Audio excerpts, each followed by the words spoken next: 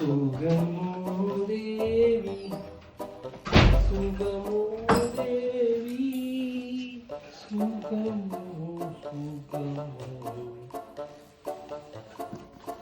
എന്തോ ഇത്ര സോപ്പിടലൊക്കെ 5000 രൂപ.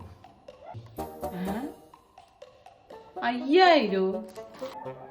5000 അല്ല 5000. നിങ്ങൾ എന്റെ കൊണ്ട് തന്നു വെച്ചിരിക്കുന്ന? ഇല്ല, ഒരു 2000 എങ്കിലും.